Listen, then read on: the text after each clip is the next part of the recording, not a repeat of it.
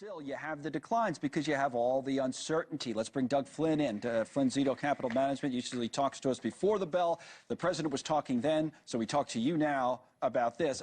We have a chart. I'll bring it up on the tablet because I like to draw, you know, Doug, on charts. But it is whiplash, right? Tariff whiplash. Yes. So we've dated some of these things, and you see, like over on this side, the threats that came in late January. So the market gets a little bit of an impact, but then it kind of was steady as she goes.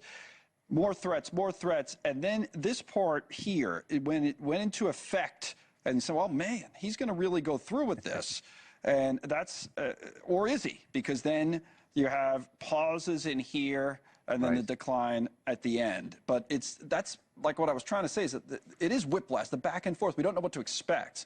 Yeah.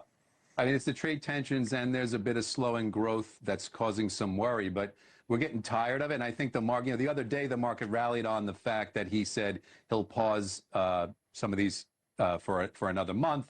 And then today he's talking about other things he's going to pause. And the market's like, you know what? I don't even believe you anymore. I don't want to hear it. So that's where we are right now. It's the back and forth. Now, he could stop all this by you know, stopping all of this tariff stuff, but maybe the market is somewhat of his guide, and so if the market kind of hangs in here, he's not as willing to do it. But if we start to really get a downturn, we're getting some numbers tomorrow with employment and whatnot, that's going to really dictate. But while we hang around here, we're getting tired of the whiplash, as you said. But there are some concerns in the back about slowing growth. That's more of the concern, more than just whether or not it's on again, off again for this particular day.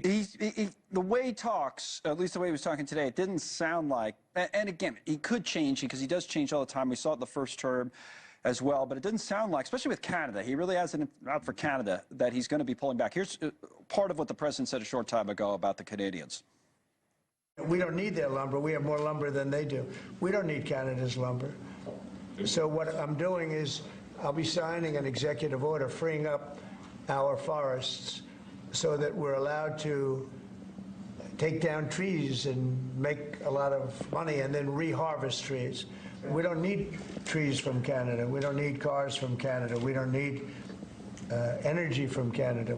We don't need any Canadian trees. So, you know, that's the whole, so now, but it's April 2nd. This is the day. It's on the calendar.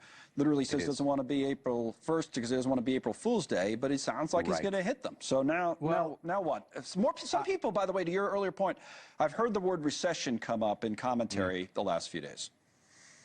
I mean, it's a little bit early for the R word talk, but look, when it comes to Canada, it is true because of the trade deficit. They can't win this, and I think he's going to take it as far as he can to get a better deal. I'm somewhat convinced that the fentanyl and drug issue on the Canadian border is just an excuse to call it an emergency, because with that emergency gives him the power to do this. Otherwise, he'd have to go to Congress. That's not an issue. That's an issue on the Mexican border, but it's not an issue. But he thinks the Canadians charge us tariffs that are too high. He just said that, so he wants to hit them.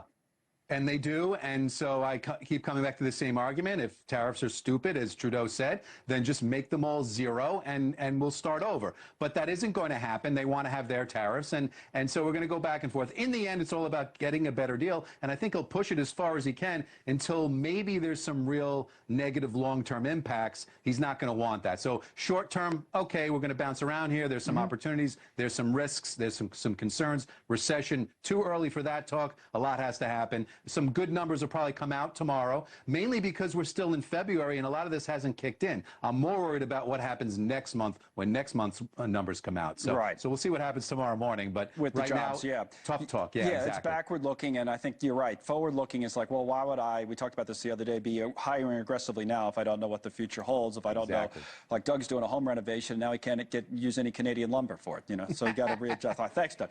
Doug Flynn with us today. All right.